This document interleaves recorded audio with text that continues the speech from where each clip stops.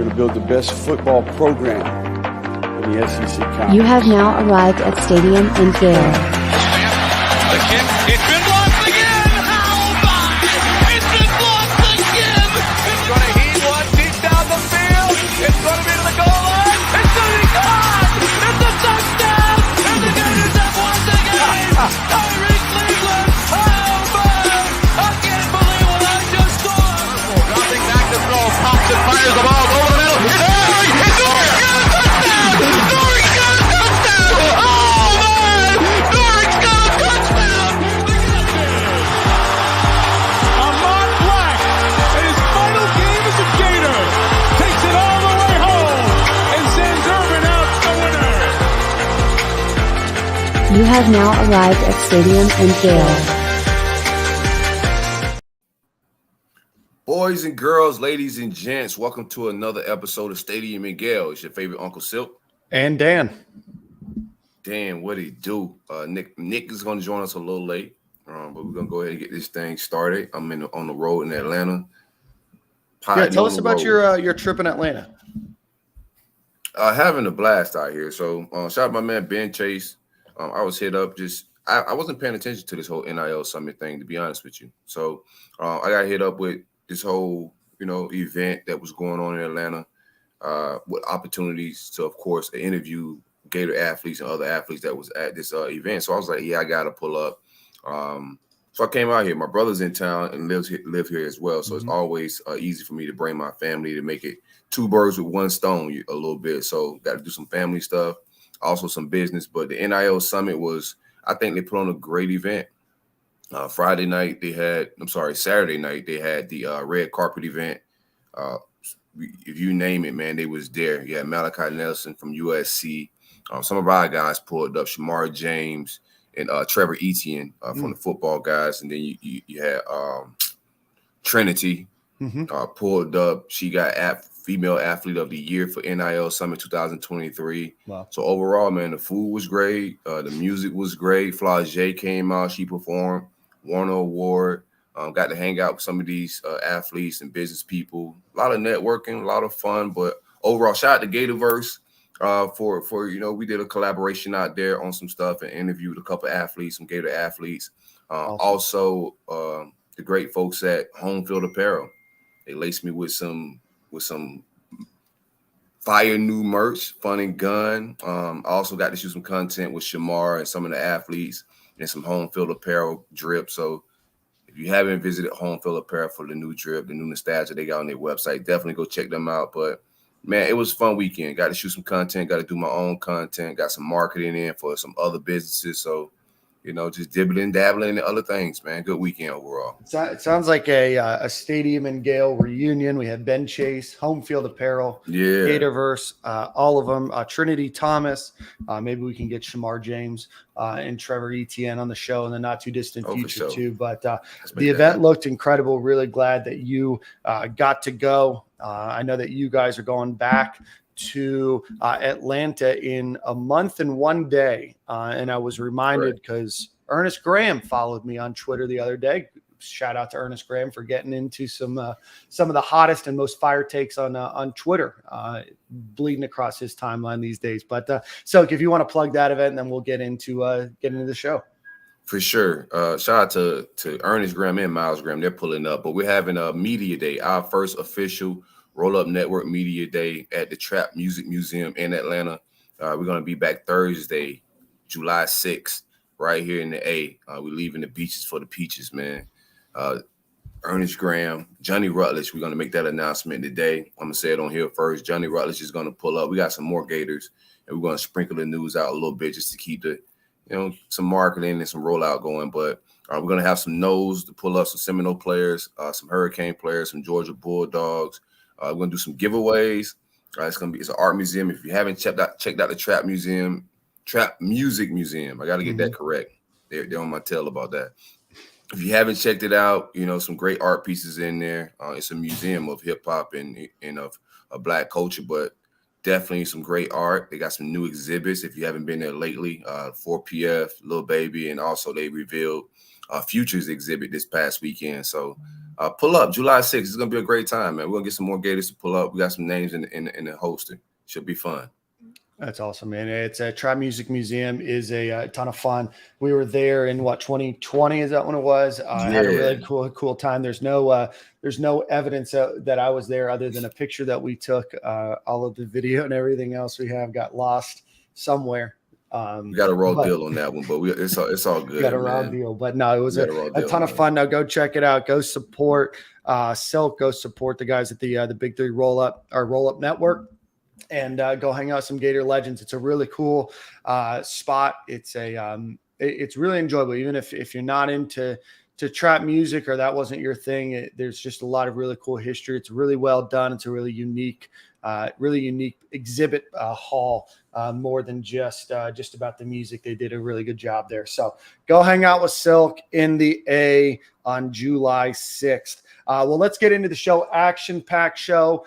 Today, just so everybody knows, it's going to be listening. It's going to be Silk and I for a while. Nick's going to be joining us here in a little bit. He's dealing with a family matter. And then we have Matt McCall, who's going to be the head coach of the Gators TBT team, joining us here shortly as well. But obviously a big week in recruiting. Gators win the national championship in golf. So we'll go over all of that right now. But before we do, let's give a shout out to the main sponsor of our show, Allen Horn. With Allen Horn Insurance, it's a State Farm agency. If you are looking for any type of insurance, whether that be auto, home, renters, life, business insurance, and retirement planning in Florida, Georgia, Tennessee, and Alabama, go check them out at Allen Horn Insurance. That's ALANHORNE insurance.com, or give them a call at 706-692-2888. Again, that's AllenHornInsurance.com, 706-692-2888. Always shop around your policy. It's never a bad time to always look for the best rates. But before we get into the main crux of the show, do have a couple of announcements. First things first, congratulations to the men's golf program that won a national championship in both the individual and team events. So want to shout them out individually. Great job over in Scottsdale. The Gators in the regional match just got across the finish line to be able to qualify to head to Arizona. Over the 5 days, it's 3 days of stroke play and then 1 day of match play and then head-to-head. So want to give a quick shout-out to the Florida Gators. Just a fantastic job. End up winning 3-1 with 1 round left to go, where the Gators were winning in that one as well. So that is the first national championship for the Florida Gators golf program since 2001. But really just a great job by everybody. Fred Biondi, Yushin Lin, Ricky Castillo, the rest of them. Just really an incredible job. Over the last 6 weeks, the Gators won the SEC championship, qualified at the Bath, Michigan tournament for the NCAA finals.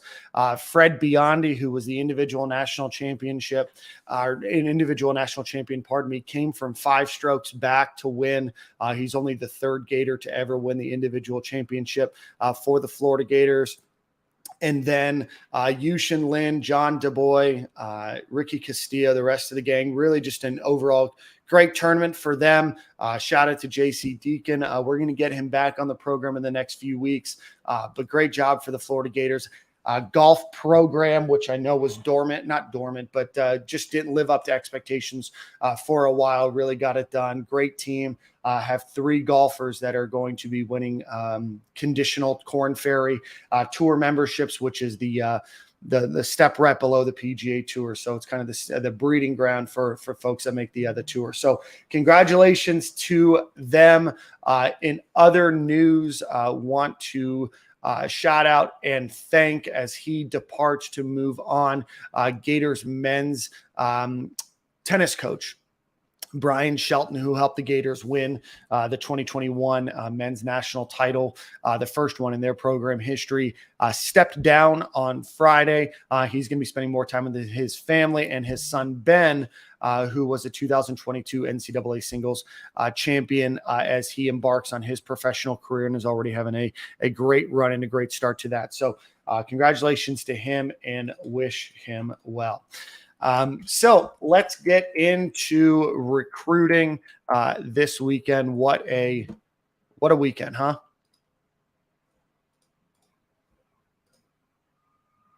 You're on mute, buddy.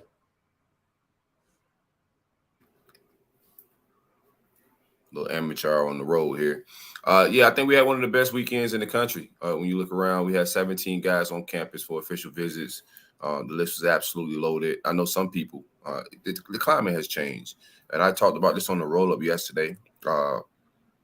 Kids just don't pop on visits like that. You know, it's more of a business decision. A lot of these kids have other official visits lined up, and these official visits aren't based off of hype like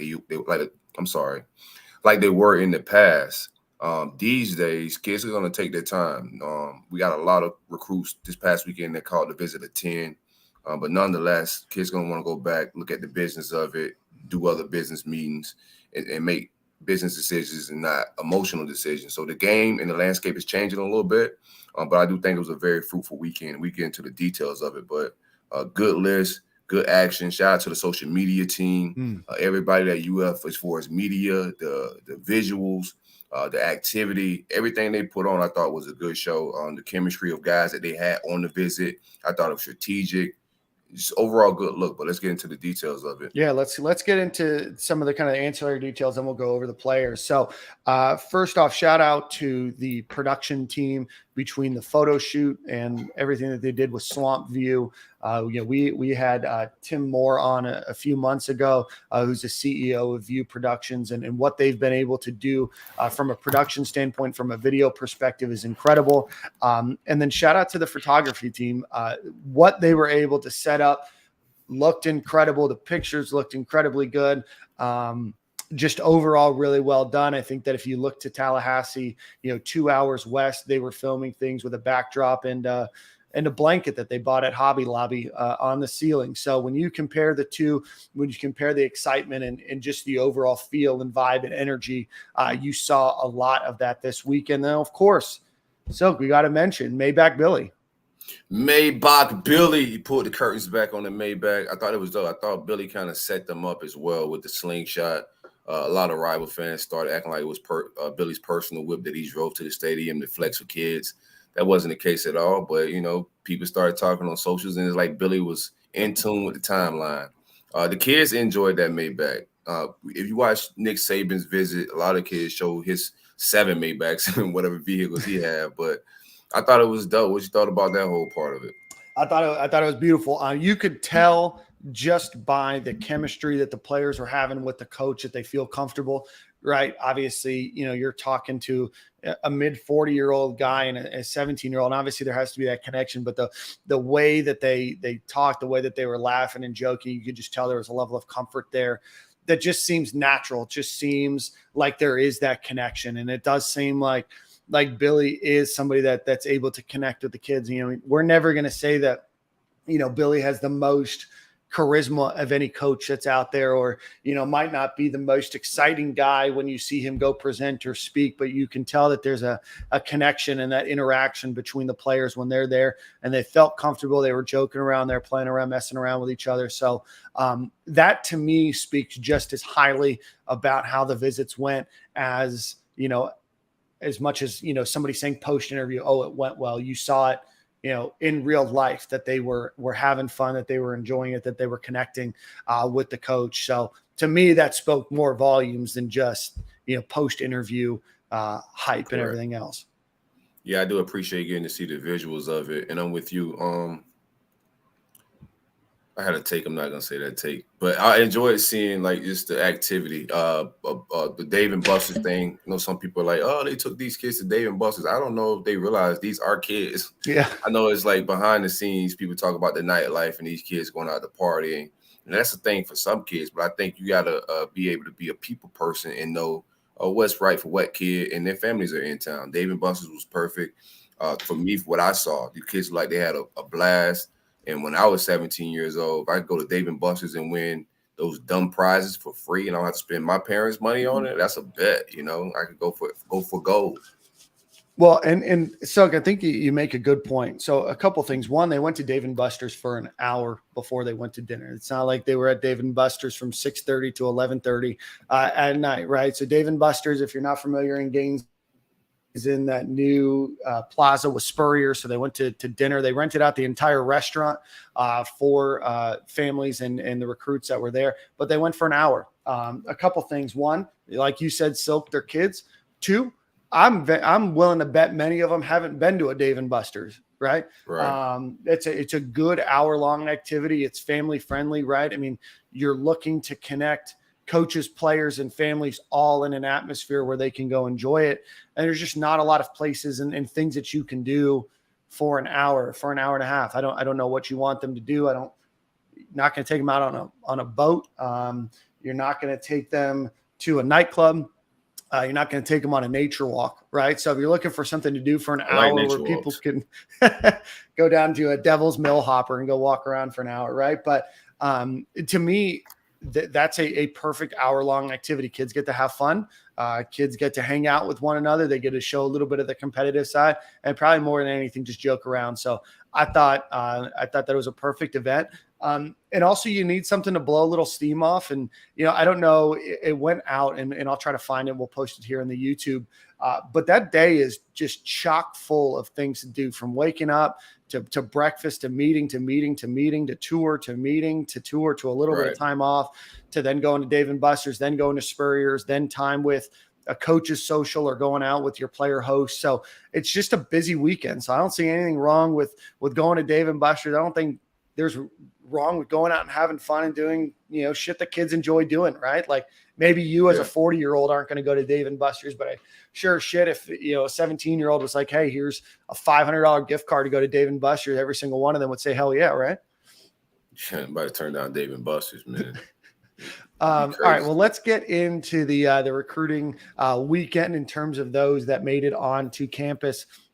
5-star receiver and Ohio State commit Jeremiah Smith, 5-star defensive lineman David Stone, 5-star quarterback and Florida commit DJ Lagway, number 2 ranked safety Xavier Filsaime, Florida commit, top 5 edge rusher Jordan Ross, who gave the visit a 10, on 300 linebacker Adarius Hayes, on 300 tight end Jonathan Eccles, on 100 tackle Ethan Callaway, on 300 linebacker Kris Jones, on 300 defensive lineman LJ McCray, on 300 wide receiver Isaiah Williams, he's a Florida commit, on 300 defensive lineman Dalen Edmonds, he's committed to Texas A&M, 4-star cornerback Jalen Crawford, 4-star edge Kendall Jackson, 4-star defensive lineman DeAndre Robinson, 3-star offensive tackle Ori Williams, and 3-star defensive lineman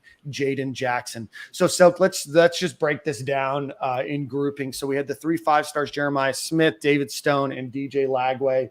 It does seem to me like all of them enjoyed their visit from what you could tell. David Stone, I know, is somebody that Florida really wants. I think he rated the visit a 10. DJ Lagway obviously spoke very highly, was interviewing with a number of folks right before before his time here. I think he was at an Elite 11 event, spoke obviously very highly about the recruiting that he's doing. But give us your take on Jeremiah Smith, David Stone, and DJ Lagway. I heard it was inseparable. Jeremiah Smith's recruiting is probably going to go to the wire. You'll find mixed takes on his recruitment. I think it's open. It's going to be hard to beat Brian Hartline, but I think that kid is very open to different universities, no matter if he's committed to Ohio State. If he's visiting as many schools as he's visiting, he's definitely interested and curious in other situations. So I thought it was good. It's not DJ's first time pulling up. They've been spending some time this offseason. Hopefully they could get together at a game or something this fall, but you just love to see DJ and Jeremiah building that chemistry between, one of the top receivers and top quarterbacks in the country. We'll see how it all plays out. Same thing with David Stone, seeing the visuals and the content on the social medias of them on the plane heading over to the official visit. That's what you want out of your leader and your quarterback, the head of the class, just to keep building chemistry with top guys around the country. David Stone is going to be one that we're going to continue to watch in the trenches, and also offensive linemen all the way together. Ethan Callaway was a guy that I was looking at on this visit, looking back just to get information on how it went, because that's a position that we're all going to be paying attention to this year. For me, I think we all should be paying attention to offensive line recruiting. But overall, I think he did a good job. I didn't expect neither one of those guys to commit at this function. Right. This is a long play. You keep building. You get these guys at a game with you. You see how the season goes, and you shoot your shot at the end. Absolutely. Xavier Filsaime, the safety, obviously, all in for Florida. He looked like he was having a great time. Top 5 edge rusher Jordan Ross gave the visit a 10 out of 10. I really said Florida gave him a lot to think about. That's a guy that, Florida sits in a really good position for right now. A guy that Florida really wanted on campus, competing against a lot of the big dogs for. But you can tell there's something about that visit, something about what Florida was able to do to really get in his heart and mind. From Birmingham, Alabama, the number 33 overall player, the number 4 edge rusher, number 4 overall player in Alabama. Could be a huge get for the Gators, competing against Georgia, Tennessee, Auburn, a few others for him, but just an incredible player. Florida obviously left him with a lot to think about. Darius Hayes. Also like with him, with my man, Jordan Ross, that they partnered with him with Kelby Collins, who's also a Bama guy, one of the top guys that Bama wanted last year, and we ended up winning that battle. So I like that they had him Kelby host Jordan Ross. I thought that was a good strategic move. Absolutely. Darius Hayes, very much committed to the University of Florida, came on campus. On 300 tight end Jonathan Eccles. Florida, I know, is courting a number of wide receivers or tight ends, right now. And Jonathan Eccles seems near the top. I don't 100% know what that board looks like and is ranked right now for the Florida Gators. But obviously a guy that has continued to stay in touch with the Gators, committed to Tennessee right now. But for all intents and purposes, I know Florida did a really good job and is continuing to do a good job in his recruitment. Let's see. I'm going to pull up the tight end offer list right now, because I know we've got a couple of other visits for the Gators over the next couple of weeks. So just give me 1 second here. So I know that Florida is also going to be hosting Walter Matthews, 6'7", 245-pound, ranked number 105 in the country over the next couple of weeks. That looks to be a Florida USC battle. Amir Jackson is another name to be on the lookout for, 6'5", 210-pound. Ranked 122nd in the country, tight end right now. That's a Florida and Auburn battle. Florida is very heavily leaning for him right now. So between those three, you have 3 players that are all within 27 spots of each other, all right around that 100 rank that Florida seems to be in a really good spot with. So between Walter Matthews, Amir Jackson, Jonathan Eccles, not sure how much research you've done on the 3, but do any stick out more to you than the other? I love all 3. I like Amir Jackson the most, I would say. That's my guy. I think Miami just got into his recruiting. They drug their feet on offering, but I think they entered that space. He haven't set up an official visit with them at all yet, but that's one that just threw their hat into the mix. I always want to keep my eye on Miami, even though the stock's down. Ruiz is dealing with the feds, and your stock, your retirement's a day late. Tank. Yeah, a couple hours, slowing you down a couple hours from retiring. Yeah, but I just keep my eye on Miami. But I got Amir Jackson as my top guy on the board that I like. Yeah, Florida obviously has a litany of players that are in that top 100 rank where Florida desperately needs some help and some athleticism at that tight end position. Florida hasn't been able to get really a top flight tight end. Even Kyle Pitts was a 3-star. Obviously, he turned into a top 5 draft pick in the NFL, but Florida, desperately needs some help in that tight end room, especially guys that are not just blockers, being able to go out and catch some passes in the flats. But be on the lookout for what Florida's got going on in the tight end room. On 3-100, offensive tackle Ethan Callaway, a guy that I know Florida is very, very high on. I spoke very highly after his visit as well, ranked as the 207th best player in the country from Lake Norman High School in Mooresville, North Carolina. 6'7", 300 pounds, LSU, NC State, Penn State, Florida, and Georgia are the top 5 there right now. That would be a big get. Florida desperately needs help on the offensive line. Ethan Callaway is a really solid player in my eyes. A really good player. We'll see how it all plays out. But we need elite offensive tackles, especially. But we'll love some interior guys. But offensive tackles, you got to have elite bodies protecting elite arms like DJ Lagway. We'll see how it all plays out. We got 2 guys recruiting that position. So, my expectations are a little different on that spot. Yeah. A few $1 million worth of salaries recruiting the offensive line right now. On 3-100, linebacker Kris Jones, guy that we put on commit watch, a guy whose name that I heard a few weeks ago was really close to committing verbally to the Florida Gators. Again, ranked the visit very highly.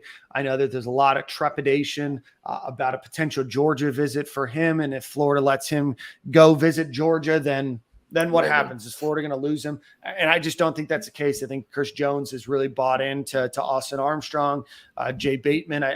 I think in the next few weeks, Kris Jones will be the next member of this elite linebacker group that the Florida Gators have gotten. He's ranked as the 149th best player, number 15 linebacker, and put him with Graham and Hayes. And that's a stellar linebacking group that the Gators might be able to lock down here.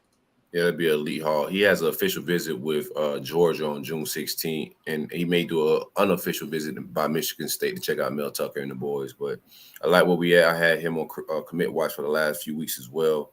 I know we got Aaron Childs, another linebacker that probably not trending towards us, but like you said, we got two real good guys already committed, 2 elite prospects. If we could finish it with a trifecta, Jay Bateman would be absolutely in his bag, Dylan. So we'll see how it all plays out. These kids are going to take their visits, man. I keep saying this. We had Kris Jones on commit watch for how long? You're not going to turn down a visit to Bama or Georgia. It's business. Like, kids are not committing because, the colors are orange and blue, and they had a good Dave and Buster's visit no more. And, the coaches did a good handshake and did a good TikTok video. That's not what's happening. Business is happening. So I don't expect kids to pop on visits like that. If you watch the trend, that's been slowing down the last couple of years since NIL dropped. Yeah, since NIL dropped and since the ability to go visit and do official visits, during the summer, right? I don't know if most fans remember, just a few years ago, you could only do official visits during the season or right after the season before National Signing Day. So now kids have unlimited opportunities to do official visits. Schools aren't allowed to have unlimited official visitors. I think they're allowed somewhere around the 76 number total, but these kids are going to go take their visits. They're going to use this opportunity, especially during June, July, and August, where they don't have much going on. It's an opportunity to commit somewhere and do some visits during the fall. But these are also high school kids. So being able to go out and visit and see places that they may not otherwise, but ultimately evaluate their options. And like you said, so you throw NIL in there as well. There's going to be a lot of back and forth and a lot of things that these guys have to think about. I just don't see, and you don't see it across the board either. There's not a lot of schools that have a ton of commitments. A lot of them sit right where Florida is, somewhere between 7 and 11 visits. You're going to see a lot of players visit a lot of different schools over this time. And during that time, you're not going to see a lot of people pop off. And we're going to talk about that here in a second before we get Matt McCall on. But let's just finalize this list here. On 300 defensive lineman, LJ McCray ranked Florida's visit really highly as well. He's from Mainland. He's one of those 2 or 3 players that UF is recruiting from Mainland High School there in Daytona. The number 93 overall player, 6 foot, 6.5, 260 pounds, ranked the visit really highly. I think that Florida probably has him on commit watch in the next couple of weeks as well. What do you think, Sil? Oh, definitely. I like where we stand. I don't know about a couple of weeks. I don't know what his time frame on the decision is, but I like where we stand with both Mainland kids, him and Zay Mincy. I think Zay Missy comes next week. I don't know if they're packaged. I don't think they're packaged or anything like that. I haven't heard that word. But like you said, we are one of the few programs that have offer all three of the guys at mainland. We'll see how it all shakes out. LJ McCray sound like, from everything I read at On 3, shot to Corey Bender and them boys over there, Zach, Nick, the whole crew. Yeah, Keith. What's up, Keith? Shout out to all those guys. But it sounded like LJ McCray had a blast. I think we've been leading his recruitment for a little while now. We'll see how it all plays out. I think most of these kids will end up deciding right before the season kicks off. Yeah. Finalize this list. Isaiah Williams, Florida commit, the wide receiver. Florida's really high on him. Obviously was injured last year, but comes back this year, and I think he's going to have a big year. Dalen Evans, Texas A&M commit, looked again to have a really good time. He's been committed to Texas A&M for quite a bit of time now. Let's see exactly when did he commit. Not as easy to look up. So he's been committed there for a while, has a picture of him in a Florida Gator uniform as his Twitter picture. I think it's a matter of when, not if, Florida might be able to flip him over. I know he's got a few other visits planned, but for all intents and purposes, another great visit for him. And then Jalen Crawford, 4-star cornerback. Silk, do you know much about Jalen Crawford? That's kind of a new name from Parkview High School in Liburn, Georgia. Yeah, I was new to the name when I saw it on the visit list as well, but I do like what I've seen out of the film. He fits Corey Raymond's body type, 6 foot, 6'1"-ish, lean, rangy, good wingspan. But it seems like he's building a nice relationship with him as far as the recruiting is going. I know he got Auburn, LSU, and North Carolina. So the schools after him are also impressive, but those are his visits that are lined up. He's going to visit Auburn on June 9th, LSU on June 16th, and North Carolina on June 23rd. He might do a trip to Miami. Miami got a lot of mites. I like Miami in the mite area this year. Yeah. Like my stock share might reach $1. University of Might. Kendall Jackson, a guy that Florida is trending for, a guy that On 3 has ranked as a 4-star, a guy I think that is still getting exposed to a lot of the football databases and stuff like that, the track recruiting. I know Florida's really high on him out of Buchholz High School there in Gainesville, has offers from Florida, Miami, Kentucky, UCF, Arkansas, a number of others. A guy that I think, if Florida wants, Florida can get. 6'3", 245 pounds, seems to move really well. He's going to commit in August. So, again, that's one of those things that if you look and say, hey, Florida is able to get a guy like him to decide that he's going to go to Florida, but he's going to wait, you can look and say, hey, Florida didn't get any commitments this weekend. What happened? And then you can see oh, maybe that visit was what put him over the top, and maybe he's going to get some free vacations out of this, right? But I don't think, and so let's just jump into this because it's been a topic of conversation. A lot of people kind of view the weekend as a failure because Florida didn't get any public commitments. What are your thoughts? I mean, I set the tone before the weekend, even on Twitter. I did it on the show. I did it on Roll Up Network. I've said it. I don't know what people – this because if you say it afterwards, there's a spin. So, I just like to set the temperature. I already knew, the visits lined up. You got 17 very good recruits, So I like the activity that we brought in. Like I said, I like everything that was going on. But I didn't expect – I had a couple on commit watch, like Chris. We spoke about Dalen Evans. Maybe he flip on that visit just because of the momentum. So, we put out a possible watch list, but I said in my content, I didn't expect anybody to pop on these visits. These kids taking their time. It's business, man. I don't know what world you're living in. Like you spoke of the Buchholz kid. Hey, that's a guy I think we're going to land. I don't want to ruin any kid's recruitment, but that's a guy I think we're going to land right before the season starts. But Kendall Jackson. But what are you going to do? You know what I'm saying? Let these kids take their visits. It's business. It's a lot of NIL money on the table. These kids are choosing something, and it shouldn't be based off of hype in the visit. Think about it. If you have your child, you take them on a visit to these weekends, you don't want to make a rational decision. You want to lead them to make wise decisions, to look at all the options, and then go from there. It's like buying a home. You don't buy the first home you walk into unless you just, a little delusional. But 9 times out of 10, you want to shop around, see what's on the market, do your CMAs, and then make a decision from there, man, based on everything. So that's what's going on right now. Yeah, no, Silk, I 100% agree. And I think, we definitely said, hey, these are some guys that could be on commit watch. But, for me, I think that Florida did everything that you can do. Right now the visit calendar has changed very much than what it used to be. I go back a few years ago, right? You had limited opportunity, especially for most of these kids, not only in terms of the number of visits that they could take, and that was 5, but it was also during a pretty finite amount of time, right? You had 13 weeks. So if a kid was going to commit, they had basically 13 weeks in that time. And they were only able to take 5. So you can imagine the law of numbers is going to say, hey, if I can only take a certain number of visits and I only really have this finite amount of time to do official visits, that there's going to be more that happens during that time.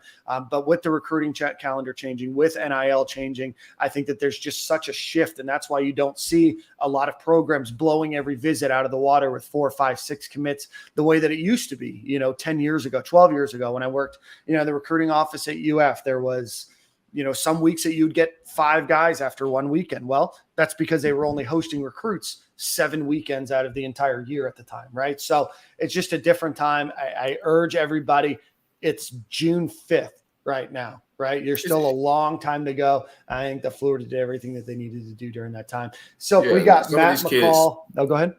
My last take, some of these kids haven't done their due diligence yet either. And some kids have, and they can make a decision and pop on the actual visit, right?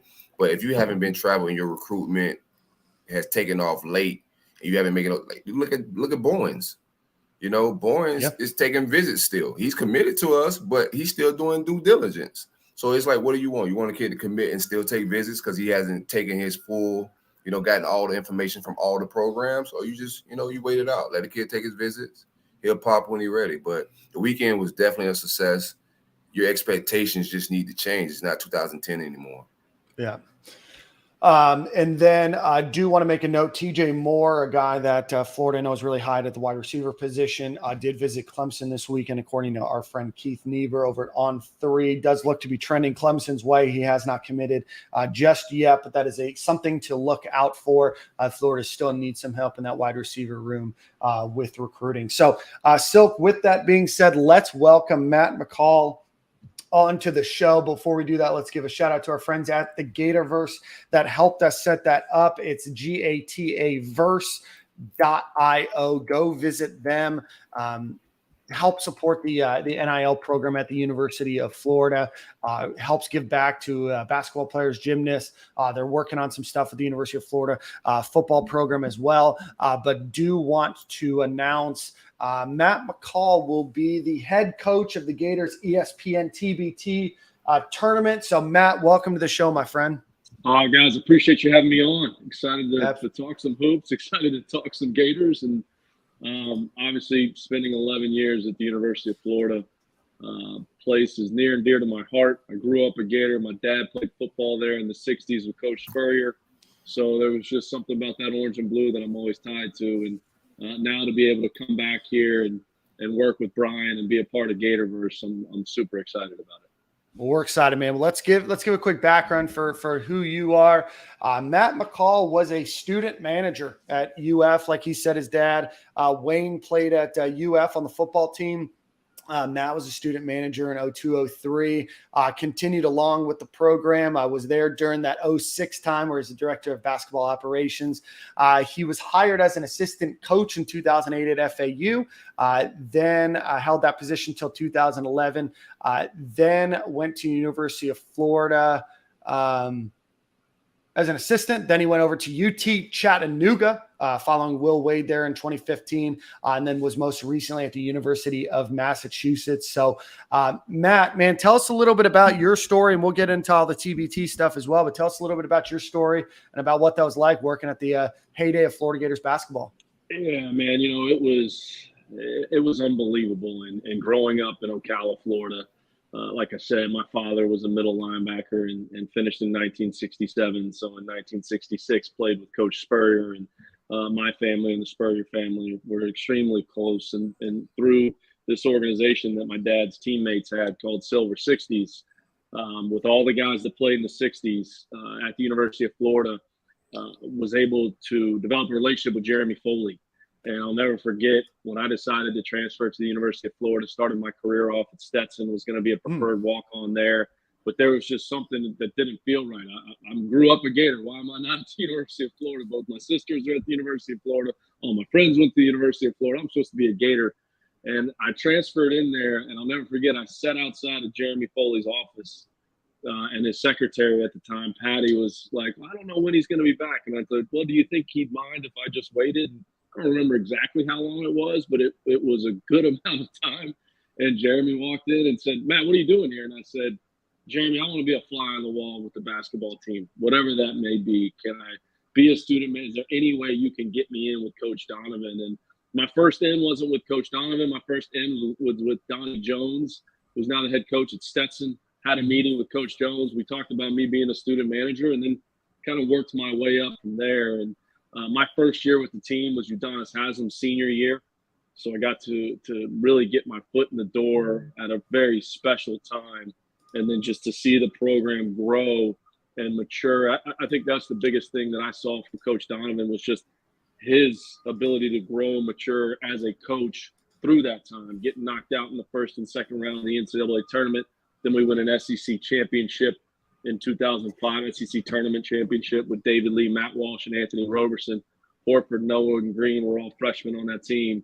And then we know what happened after that. And to have a front row seat for the 06 and 07 years was like nothing other. And you alluded to it.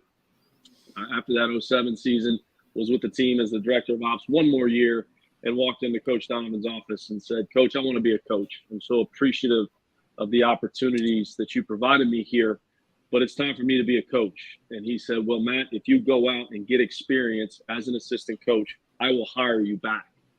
And that's exactly what I did. He hounded Mike Jarvis. Him and Larry Shiat called Mike Jarvis, I think, every single day until Mike Jarvis picked up the phone. I got in my Chevy Trailblazer. I drove to Boca Raton, Florida. I met with Coach Jarvis, and he hired me on the spot. And was down there for 3 years. We won a conference championship, something they hadn't done until this year with Dusty May. Yeah. An unbelievable year they had. But and then Coach was a man of his word. He hired me back and was a part of the Final Four in 2014 as an assistant coach. So what with you're again saying, some great players. What you're saying, Matt, is if FAU wants to be successful, they need to hire some former Florida Gator coaches to be either assistant coaches or head coaches, right? It's worked out so far. It's worked out so far. So. Matt, we've talked to a lot of folks that have been managers, in basketball or football or a variety of different sports. But for those that may not know, what exactly does a student manager do, for you in particular, the basketball program? Yeah, I mean, it's a little bit of everything, right? And I started, there was, 3 or 4 people above me when I first got to the University of Florida. And it was, hey, you're going to do the grunt work. You're going to sweep the floors. You're going to pass out the water bottles. You're going to do the laundry. You're going to make sure the locker room's clean. You're going to do all those types of things. And no job was too small. And I think once you show assistant coaches, director of ops, when you're in that managerial role that, hey, I'm here to serve the program, it can turn into something much, much bigger. Everyone has dreams and aspirations. A lot of student managers want to be coaches. Well, you have to show an ability to serve the program and add to the culture that's taking place at that point in time. And that's what I tried to do. And I was very, very fortunate that I was able to develop relationships with some great assistant coaches, Donnie Jones, Anthony Grant, Larry Shiat, Tom Ostrom. Those were the guys that were there, John Pelfrey. And I get to watch and learn from them at a young age that when I did get an opportunity, I was prepared because I had a front row seat for some of the best assistant coaches in the country. Billy had some of the best assistants, best players. He had some great coach at the University of Florida. What do you attribute that to? Well, I think it all started with him. One, his work ethic, but two, the way he treated people, from the student managers to the janitor to the person cleaning up the building to the secretaries.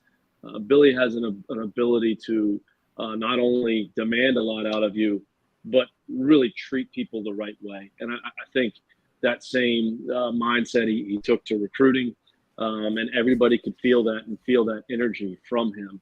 I also think that you look at his tenure at the University of Florida, he evolved as a coach in terms of who can he coach, and he got that time and to grow and learn. And from when he first got there to going after all 5 stars and McDonald's All-Americans and the Mike Millers, the Donnell Harveys, the Kwame Browns, those types of players too. Hey, we're going to sprinkle in a McDonald's All-American here and there, but we're also going to have guys that want to be a 4-year player and want to develop. I mean, you look at that 2014 Final Four team that was ranked number 1 in the country for the large portion of the year, and then just kind of ran into a buzzsaw versus UConn in the Final Four with Shabazz Napier and Boatwright. But, man, those guys were 4-year guys. Patrick Young was a McDonald's All-American, but Casey Prather developed. Scotty Wilbekin developed into SEC Player of the Year. Will Yeget didn't play much as a freshman, but developed into an unbelievable player on that team. Mike Frazier, same thing. So, I think seeing him evolve as a coach and who he could coach and who he did best with out there on the floor. But I think it all goes back to who he is as a person, his character, and how he treats people. I love that. Well, Matt, let's talk a little bit about the TBT tournament that you guys have going on, the 2023. It's called The Basketball Tournament. ESPN puts it on. Matt McCall and Torian Green are going to be the coaches there. The roster right now includes Corey Brewer, Kayvon Allen, Keith Stone, Igor Kulichev, Lee Humphrey, Walter Hodge, all names that you guys are familiar with. But talk to us a little bit about how you got involved, and then a little bit about, the tournament and about, coaching in a 3-on-3 tournament and kind of all that jazz. Well, we gotta make sure we make note that Torian Green is a player coach. Coach. Torian's going to be suited up and he's going to be out there. I've been on his tail to make sure he's running suicides in that Gator practice facility, make sure he's getting in shape. You know what? It's funny.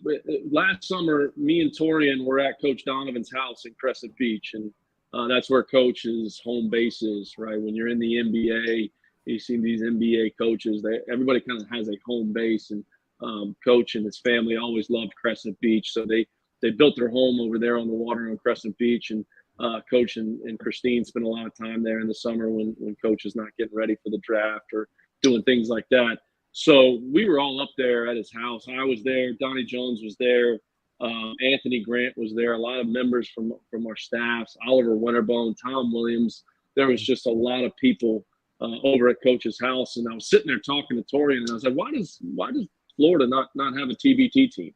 And me and my family moved to Florida after the UMass stuff happened, and we moved down here to South Florida, and where me and my wife met. But I drove up there, and I was kind of interested. I said, we're watching the TBT. It was early August when we were up at Coach's house. I said, why is there not a Florida TBT team?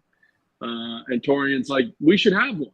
And then it kind of evolved, and Brian Klatsky and Torian have a relationship there. And I kept in touch with Torian all year. I said, Torian, are you going to coach the team or are you going to play? Which one is it going to be? I said, if you're going to coach the team, and let me know how I can help anyway. If you're thinking about playing, let me know, and I'll help out coaching if that's what you want to do. So had an initial phone call with Brian, and he wanted me to come on board, and I'm excited about it. We get 4 days to train, and almost like a mini training camp up in Gainesville. So it'll be great to be back on campus. I know Todd Golden is excited to welcome us into the facility and be able to use the practice facility for our training camp. And then we're up to Louisville to play. So still finalizing the roster. I think that there's a lot of players out there, especially players that are overseas whose seasons are still continuing. It's kind of challenging for them to commit right now on the spot. But what I do think, in talking with Brian and talking with Torian, I think we're optimistic too, with this being year one. Guys are going to see the excitement around the tournament. Guys are going to see this team having fun. And guys are going to want to be a part of this going forward. It's great exposure. All the games are on ESPN, and you see, this is high-level basketball. For those that haven't watched the tournament on ESPN in late July, early August, this is high-level basketball. There's $1 million on the line, and, man, there's some really good players that play in this tournament. Talk to us a little bit about the tournament itself. What's the format? Obviously, we know it's 3-on-3, but what's the format? What does that week in Louisville look like? Yeah, it's 5-on-5. 5-on-5. What do I know? It is like the NCAA tournament. It's single elimination. Ball is thrown up, and you feel like you're playing in the NCAA tournament. And basically you win 3 games at the regional sites. There's a bunch of different regions. I know Dayton has a region. I know there's a region in West Virginia, just kind of spread out throughout the country. Louisville's a region. Louisville has a team with some very good players on it. So essentially, if you get matched up with Louisville, you're going to be playing a road game, which will be pretty exciting because we know those Louisville fans are going to show up. I mean, you watch this Dayton TBT team. I mean, I played at Dayton, 5 years, every single year I was at UMass. We played there 1 year at Chatanooga. I mean, Dayton fans loves their hoops, whether it's the college team that's coached by Anthony Grant or their TBT team. Those Dayton fans are going to be in the building, and it's going to be the same thing for Louisville in that region. It's going to be a road game, but it's just single elimination, and you got to advance. You win 3 games, you advance to the finals, which are in Philadelphia. And then there's a big prize at the end, right? $1 million? $1 million on the line, split amongst the team. So again, those guys that are playing overseas and guys are making good money overseas, this is also another way to supplement that income. But play with some of your college teammates, get to be able to go back to your college campus and really, the camaraderie, the memories you shared, the time you put into your school to be able to come back and be a part of something like this is really exciting. How chippy do these games get, man? Man. There's guys that want that $1 million now. I mean, so yeah. It gets pretty chippy. So, I mean, it's competitive. It's super competitive. Again, for anybody that hasn't watched it, it's exciting. It really is. And, man, these guys, pride's on the line, but $1 million is on the line. And, split up amongst 10 guys, that's a lot of money out there. For sure. And Matt, you coached almost all of these guys, right? I think Keith Stone, maybe you guys didn't cross paths, but I think just about maybe Igor Kulichev, but I know Corey Brewer, Kayvon Allen, Lee Humphrey, Walter Hodge. Those are all guys that were under your purview at some point, right? Yeah, it's interesting. Keith and Kayvon, we recruited. That was a part of our last recruiting class. Okay. I got the Chatanooga job literally 3 weeks before Coach Donovan accepted the Oklahoma City Thunder job. And those guys were coming in as incoming freshmen. So we never got an opportunity to coach them, but we recruited them. Again, when Mike White got the job at Florida and Dusty May, me and Dusty had a connection there. I was one of the guys that was trying to help keep those guys together. And hey, listen, when this is who you need to call for this player, this is who you need to call for that player. And, a lot of times in those types of situations, the signees don't stay. And Keith and Kayvon did, along with Kavarius Hayes. Those guys decided to stay with Mike White and Dusty May and the rest of the staff, and are essentially one game away from making a Final Four with that team. Matt, what else do you want to give us? I know you guys are going to be doing an open gym session in July. Do you guys have a date finalized for that yet there in Gainesville? The date is not finalized yet. I think it's probably – we're shooting for July 23rd. Okay. When we would have an exhibition game followed up with an autograph session and quite possibly a VIP party at Coach Spurrier's Gridiron Grill. I know we're working on all those types of things to finalize it, but again, and not just having the team, the TBT team at these events, but trying to get as many former Florida Gators as possible, former Florida Gator basketball players as possible back at that event, in town. Try to get Coach Donovan there. Try to get anybody that's meant a lot to that program back in town for that weekend to be a part of this and see the excitement that we're trying to create with the Gatorverse team, and want to be a part of it going forward. Perfect. Silk, you got anything, or I want to jump off of TBT into a few other things?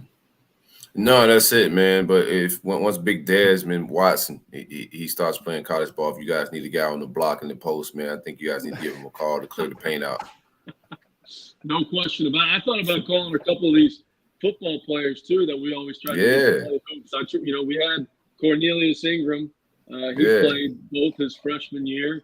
I was always trying to get Jacoby Brissett to come over because he was a big-time player, and we'd go down there to Dwyer and Palm Beach Gardens. Palm Beach kid, for sure. Yeah, Palm Beach. So, no, we're still piecing together this entire roster, but we're excited about it, and, man, we're going to go out there and compete.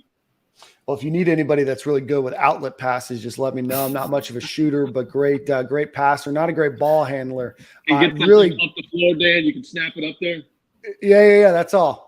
Put me at the top of the key, and if you need me to put the ball where it needs to be, that's what my role was when I was playing basketball. I was a hockey guy. Whenever we'd play pickup basketball, my role was always the assist guy. Maybe have 15, 18 total points in my career in all those pickup games, but dozens and dozens of assists. But Matt, want to go back. Obviously, I know you coach at UT Chattanooga, you coach at UMass, and you've kind of seen the change of college basketball has always been a little bit different than football when it comes to recruiting and keeping players and everything else. But I want to kind of get your pulse on things of what you've seen with name, image, and likeness and a lot of those changes in college basketball and college sports over the last few years. So I know you were at UMass when everything got instituted, but talk to us a little bit about dealing with NIL from the basketball front. We've never really talked much about that on this program. I mean, you got to think too, just what college coaches have had to deal with here the last 3 to 4 years. I mean, we're talking, we had COVID, we have NIL, and we have the transfer portal, and everything really hits all at the same time. And we've lacked leadership in the NCAA too during all this, and everything's kind of a moving target of, okay, what are we doing? What are the parameters? We're just coming out of COVID, and right when we're out of COVID, which everyone's lives were turned upside down, college athletics lives were turned upside down. It really based on it kind of became political in terms of which state you were in, or this state played more games in this state, and this, that, and the other. And then coming out of that, hey, oh, by the way, here we go. Name, image, and likeness and transfer portal. Go. You guys figure it out. And it's not easy. And it hasn't been easy for these coaches. And am I a fan of college athletes being compensated for their name and their image? Absolutely. But to have both things hit at the exact same time, and really we have no one in the NCAA who's setting parameters on anything and lack leadership in terms of that, that has been very challenging for these coaches to deal with. Really, really challenging. You can meet with a player as many times as you want. You can invest, you can spend time, you can do all these types of things. But when your phone goes, hey, coach, can we meet? And it may be 3 or 4 weeks after the season, you think this player's in, especially at the mid-major level, and you get that text that says, hey, coach, can we meet? You know what's coming. I'll never forget, I had a situation, I think it was probably 4 or 5 weeks after the season. Coach, I'm in, coach, I'm in, coach, I'm in. Then all of a sudden you get that text, hey, coach, can we meet? Because, we may find out that an SEC school or an ACC school will take him. And now all of a sudden throw on top of that, they can compensate him. It's been a lot for coaches to deal with at every single level. And, it's such a moving target. And then on top of that, still, you've got the COVID year. I mean, there's been so many, I ran into a player the other day, told me where he played. And I said, well, what year are you? And he said, well, I'm a senior, but I got 2 years left. It's like, man, at some point we're going to get past the 27, 28-year-old seniors playing college hoops, college football still. So everything hit at the same time, and that's just been so much for these coaches to deal with and try to manage. Well, go ahead, Phil. No, I didn't have anything off of that.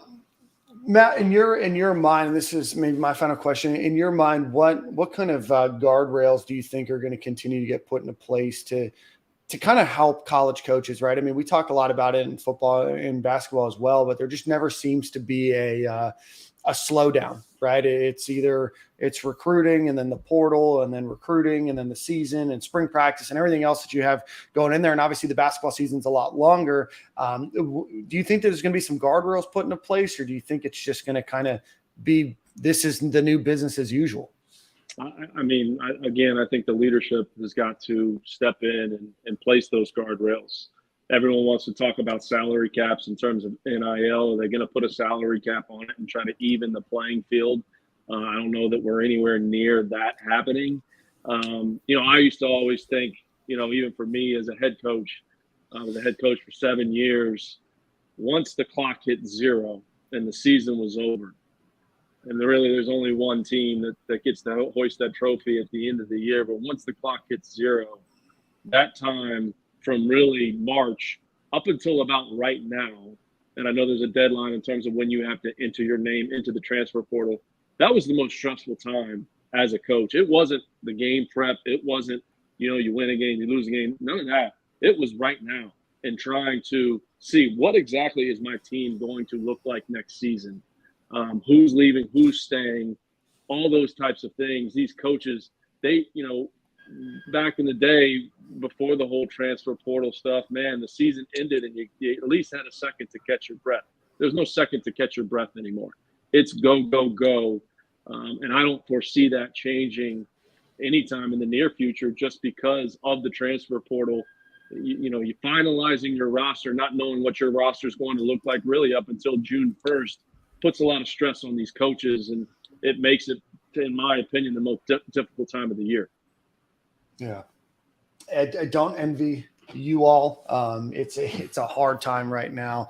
I know a lot of people just expect that you guys are going to give your life away, 2,080 hours plus a week or a year, but it's a lot. And I don't envy you, and I know that they're looking to potentially put some guardrails in there to allow you guys to at least have some part of your life. I know Nick Saban came out the other day and said he expects his football coaches to work 7 days a week for 46 weeks out of the year. So hopefully at some point there's some additional. I think you bring up a great point, Dan, and this is just for the casual fans understanding exactly everything that goes into it. And yes, there are certain coaches that are paid a lot of money and expectations are high, and you've got to go out there and compete. You've got to go out there and win games, and it's not for lack of trying, right? Mm-hmm. I mean, and these coaches that are trying to navigate the landscape today, you got to give coaches opportunities to grow, to develop, to learn who they are. Matt Painter said this to me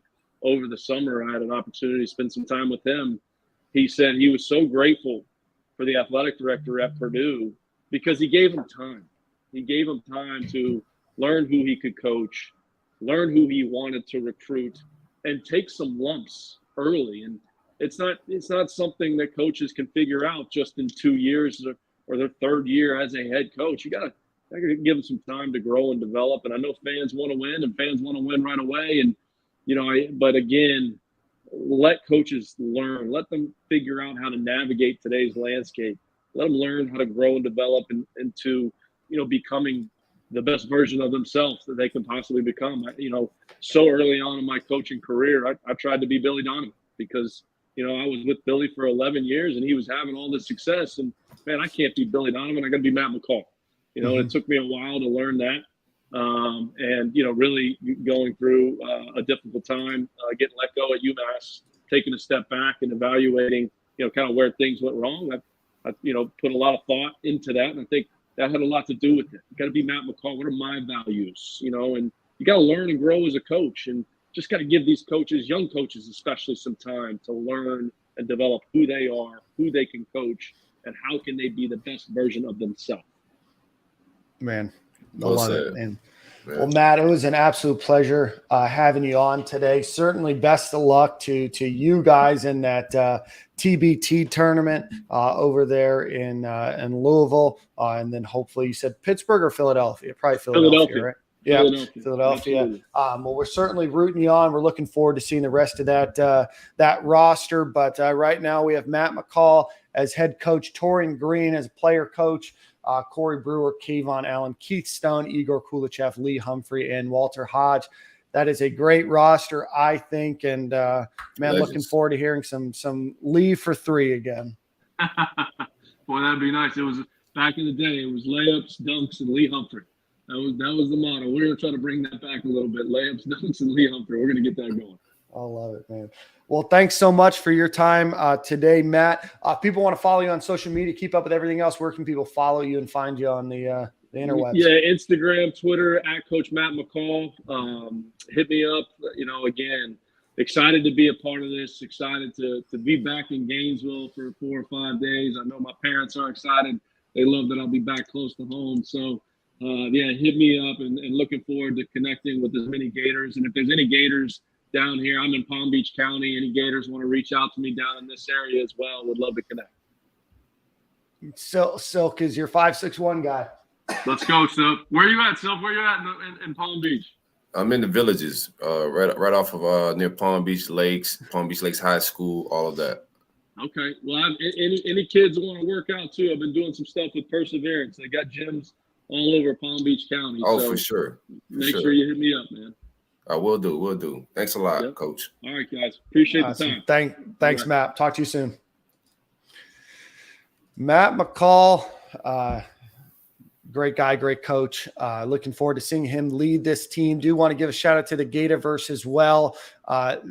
They've announced some additional players that are going to be getting a release of an autographed collection. So I want to give them a quick shout out. Trinity Thomas, we've mentioned her before. Trevor Etienne, Shamar James, Aliyah Matheru on the women's basketball program. Zippy Broughton from the women's basketball program.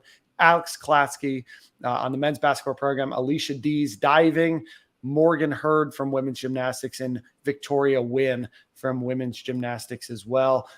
So looking forward to continuing to watch the Gatorverse go. Again, check them out at gataverse.io to be able to buy some autographed collectibles for some name, image, and likeness stuff. So I know Nick is on his way here shortly, and we'll talk a little bit about basketball.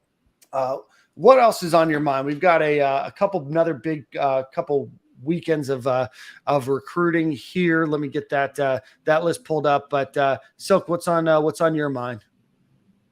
Recruiting is. I think we're on the right trajectory. I think everything's gonna work itself out. I don't know what the panic's about. I think our star rating, our star average, our place in ranking. We have our quarterback in the bell cow of our class on deck. I do want to see the receivers. You said TJ Moore was trending toward Clemson. I want to see us land some elite receivers here in a little minute. We have one in the holster. Wouldn't mind adding a couple more before the season kicked off. We're after some big guy, though. What's his name? Cam Coleman is a 5-star receiver that we had visit. There's some smoke about him making a return visit. So, you have some big guys that if you are going to flip, that's going to be a last minute thing. JoJo Trader is a guy I think we're in on his recruitment. You just got to solidify something and close someone in the receiver room. I'm confident in Billy G in the board, but right now, man, I have no qualms about what we're doing in recruiting and the momentum where we at. I thought it was a great weekend. From what I'm hearing behind the scenes, people that's close to the program, we're going to net some guys out of this. And we spoke about this last show. What we net from the visit and what we get on the visit is going to be two totally different things because the times have changed. Absolutely. Let's get into June 9th. We'll obviously run this over next week. 4-star linebacker, before he hangs out with you, Silk, in a couple weeks, Miles Graham will be on campus. One of those other 4-star tight ends, Walter Matthews from Georgia. He's between Florida and USC. He's going to be visiting. He might be somebody that you might want to put on commit watch. And again, commit watch may not be that weekend, but might be in the following weekends after. And a lot of these guys have specific reasons and dates for choosing the day that they're going to commit, or a ceremony, or maybe some family event. I know a lot of times they'll do them on birthdays, things of that nature, so be on the lookout for that. We mentioned this before. Xavier Mincy, 4-star defensive back. Gators really like him. One of the top targets that I know that the Gators want. One of those mainland prospects from Daytona Beach that Florida's looking good for. I know he's going to be visiting Florida State and Miami as well. Michael Uini, or Uini, or UINI, 4-star offensive tackle. He's from Texas. He's going to visit Florida for the first time. Miami commit 4-star wide receiver Chance Robinson. He's going to likely visit all three this month. Or at some point this month, or this offseason, pardon me, committed to Miami, looking at Penn State as well. 4-star wide receiver TJ Moore. Again, we talked a little bit about him before. Clemson's heavily involved. might be trending to Clemson right now. Don't know if he's going to pop. But again, if he doesn't, it's the exact same situation where they weren't able to lock him down on that visit. A guy that's still going to want to visit some spots. I know Florida's really high on him out of the Tampa area. 4-star wide receiver, Jeray Hawkins. Very fast kid. Miami, Florida, Penn State are getting him on campus. I know he's visited Penn State.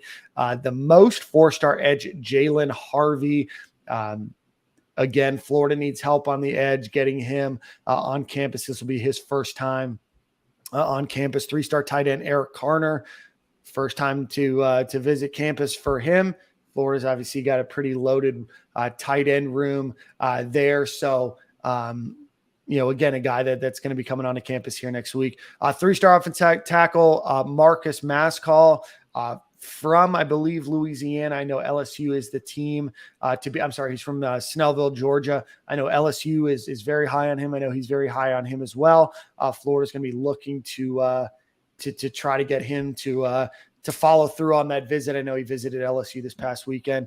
3-star safety, Ashton Hampton, trending to Clemson. Austin Armstrong was recruiting him when he was at Alabama. 3-star offensive tackle, Mike Williams, just recently decommitted, from South Carolina. 2024 DB Justin Denson. Florida's been on him for a while. Michigan State's recruiting him. 3-star defensive tackle, Makai Boyru, interior defensive lineman. He'll be on campus, Ole Miss, Michigan, after him as well. And then JUCO edge, a new name that could be a class of 2023 edition, Quincy Ivory. Silk, not sure if you've looked into him much. 6'5", 255 pounds. But as a JUCO can come in, he graduates in July and can come in this fall. So I guess it depends on what. I'm sorry. Quincy Ivory. Florida has not yet offered, but apparently he believes that they will offer him on this visit. He comes from East Los Angeles College, originally from Alief, Texas. Yeah, I heard about them on the Spaces randomly when I was bored. Yeah, he's impressive. We'll see how it all plays out. We haven't officially offered. Who's offering him as of now? He has an official visit. He hasn't offered. We haven't offered. Yeah, I think Florida might be a new name for him right now. Offer list isn't looking spectacular, but he is a JUCO kid. Florida's looking to fill a stopgap. Akron, Bowling Green, Fresno State, San Jose State. Florida again still hasn't offered, but 6'5", 255 pounds. I don't know much about him. A guy that came kind of out of nowhere. He really exploded in JUCO. He was 6'2", 195 pounds when he was a high school player. So over the last 3 years has grown 3 inches, has added 60 pounds. So certainly a different player than he was then. But Florida needs some help. USF, UNLV offers, looking at his Twitter page. He has some okay offers. Nothing SEC quality like us right now, but I do see some, You see some names. You see some things on there. Some names, man. Nothing too crazy. Bowling Green, USF. He has a Cal offer in here. San Jose State, programs like that. We'll see how it all plays out if his recruitments pick up. Usually in the SEC is a domino effect. If Florida was to offer, I think you'll start seeing more in the SEC offer a kid like that. But do like the measurables. I got to check his film. Haven't seen it. Absolutely. And then August 16th, we've got Aaron Childs. I'll just go over some of the big names. Aaron Childs, that's a name, Silk, that you mentioned earlier. Michigan might be trending a little bit there, but looking at Maryland as well. Amir Jackson, that's another name, that we talked about before, probably Florida's top target there. That's the only official visit that he has planned right now. He's going to make a decision late into the fall, so don't expect much out of there. Wardell Mack, that's a guy that I'm high on, may or may not visit Florida that weekend. Texas expects him that same weekend, but that's a guy that I'm really high on. And then Chauncey Bowens, from the 5'6" there, a guy that's really blown up. Florida's had him committed for a while now, visiting Georgia. here in June. But I still love Florida's chances there as well. So I think that gets us through recruiting and everything else there. I know we're waiting on Nick to go over baseball. He should be on any moment here now. Let's talk a little bit. First 4 games of the year are night games. Silk, what are your thoughts? Woo, man, prepare your liver, survive the tailgates, fellas. It's going to be rough, man. I love evening games when I was younger, but now, man, I don't know how much I love night games, but for the students, it makes for a good packed stadium, vibes wide with the student body and on campus. But the tailgate's longer. It's a longer party time. Just survive the tailgate and make sure you enter the game on time, man, because a lot of these 7 o'clock games, bro, we have a trickle in of people getting in the second quarter time.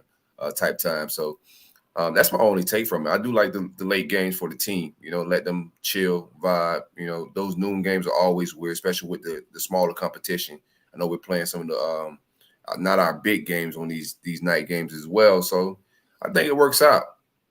Yeah, absolutely. So that game against Utah on August 31st in Salt Lake City is going to be at 8 p.m. I think we knew that. September 9th against McNeese. Hold on. Utah is 8 p.m. our time or their time? 8 p.m. Eastern time, yeah. So 6 p.m.